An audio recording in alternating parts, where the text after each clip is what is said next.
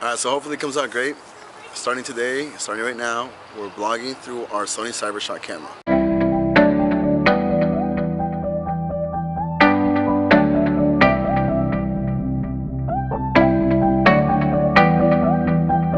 It is April 28th. Let me check on that. Yes, it is a beautiful day. It is sunny here in Oregon. I'm still wearing a sweater because you never know when it can start raining again. And I was going through my memory card of yesterday, and I totally spaced out about after I did this clip. Alright, so hopefully it comes out great. It is my first time vlogging through a actual digital camera. But today's vlog I wanted to do something a little bit different. I wanted to talk about a couple of things. I know that we're coming towards the end of the school year. Some schools have prom, other schools have graduations. So I kind of wanted to give a little insight on how to properly dress for this kind of occasion.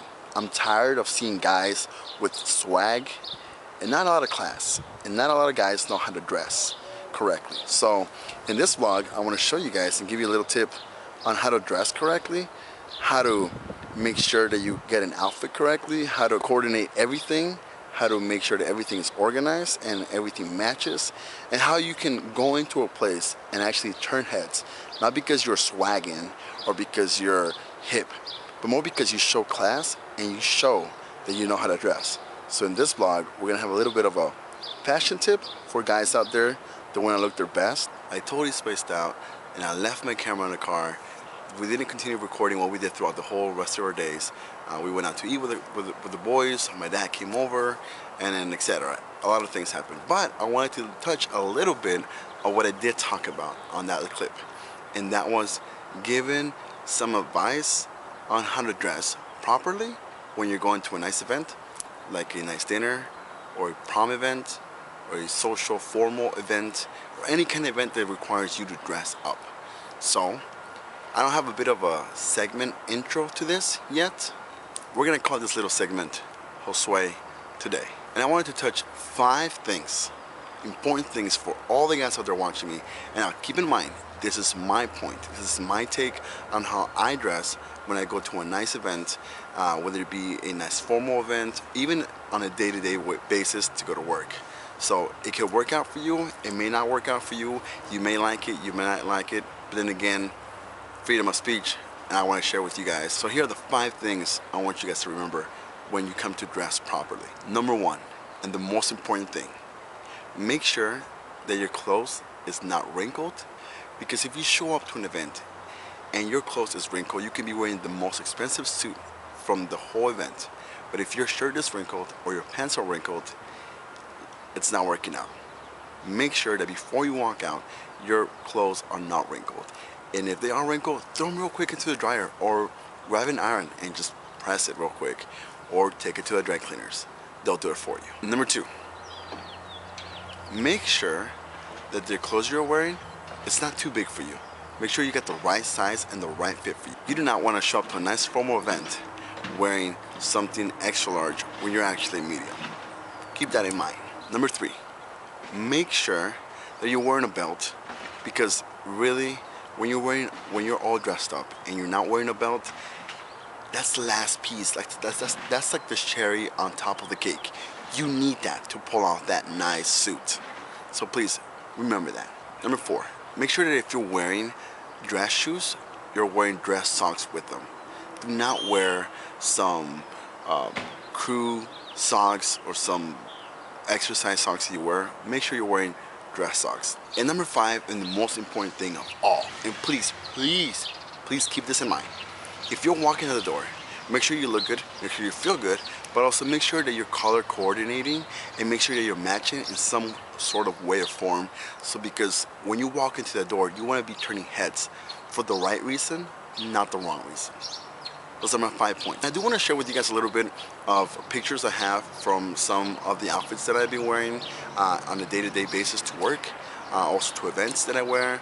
I want to give you guys a little bit of tips on where you can buy them, where you can find amazing jackets, pants, belts, shoes, socks, shirts, etc., vest, you can name it, on a budget. You don't have to be spending $100, $200 on a nice suit. You can spend less than $100, less than $50, and get yourself a nice suit.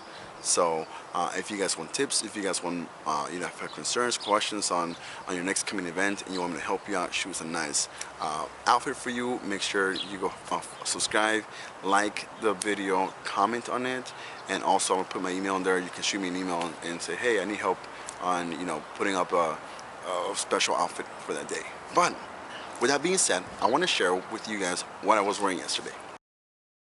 So yesterday I was wearing a basically 3-piece outfit, or 4-piece outfit if you want to call it. I always tend to dress up for the weather. If it's nice and sunny outside, I'm gonna put on a shirt, pants, a jacket, and out the door I go, dress pants, dress socks. It's a day-to-day work. I can either choose a tie or choose a bow tie. It depends on how you feel that day. If it's cold, like it happens to be here in Oregon, I tend to throw on a dress shirt and a sweater, and always a V-neck sweater to makes your shirt stand out, makes your bow tie stand out. I tend not to wear too many ties under my sweater. It makes it kind of look like this weird thing you have going on in your center side. So I just wear a bow tie. It makes it stand even more. And I like to wear a jacket. A jacket is the #1 thing you're gonna need to put on, and it's the finishing touch to your suit. You need that jacket. That being said, I'm not saying you have to have like a dress jacket. It will work out. It makes it look better. But if it's raining, I suggest a raincoat, North Face jacket, a La Columbia jacket. I don't know, whatever you feel comfortable with. Throughout the screen, I'll actually put up pictures of what I was talking about. You can follow us on Instagram. I'll be putting there outfits of the day too. You guys can see it, and I will put up the brands of the shirt that I'm wearing, or pants, or shoes, and where you can easily find them. Even links to the shop, so you can shop for them. So make sure you do follow us on Instagram. Also follow us on Twitter. And all that will be in the screen or the description below. And make sure that you subscribe again to this video. One little bit of secret. I'm not much of a fashionista, so I might not explain this whole fashion tips the way you guys want to see it. It is my first time, so eventually as time progresses, I'll get better at it. But if you have any tips or any pointers, make sure you leave them in the comments. Okay, so with that being said, hopefully those 5 little tips can help you guys on your next event, on your next, I don't know, whatever you have coming up to dress up. But one other thing I did want to touch about really quick. I saw this news article from my local news channel here in Oregon, KVAL. And I'm bringing up their name because of the following. They headlined this news about a young white male from South Africa being deported because grandma and grandpa brought him here at the age of 7, I believe, or 9, on a work visa from them. And he stayed here since that age, and he happened to, grow up and make a life here in the United States. That's the land of freedom. I have nothing against that. A lot of people come here to have a better future. Good for you. Support you on that. But what I didn't like about this whole news story was the fact that he went to the immigration office to get his papers, the green card, and they wouldn't give it to him because, according to the immigration, he was here illegally. So he was going to get deported and needed to go back to South Africa. So they made this huge article about how unfair it is that he came here with grandma and grandpa on a work visa, and he has to go back, get deported because he is here illegally, and blah blah blah blah, and so on and so on.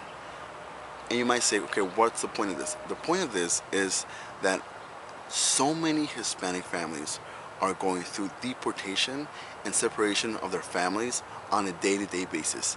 And yet I don't see KVAL or any other news source from Oregon or anywhere around the United States headline about how Mr. So-and-so, Mrs. So-and-so got separated from their 8-month-old, 2-year-old, 5-year-old, 6-year-old because they're here illegally. So do me a favor, KVAL, next time you're gonna headline something about a person being deported, make sure you do keep in mind that this happens on an everyday basis to all the Hispanic families out there. And excuse me, we're not white, so we can't headline the news. Yeah, you're wrong for that, and I am gonna call you out on that. So that's a little bit of my 2 cents on that little bit of a headline. I'm gonna put the story link on the description so you guys can follow it. Leave me your comments on the bottom. I'm not trying to be hateful here. I'm not hating on the guy. I'm not hating on if he was here illegally or whatnot. I am totally for this whole following the rules, following whatever you want to call it. I don't want to get into this hate discussion. I'm not Donald Trump, so excuse me for that. But just leave me your comments, leave me your opinions about this issue, and we'll see you guys on our next video. Make sure you click the like button, subscribe, comment, and we'll see you guys again.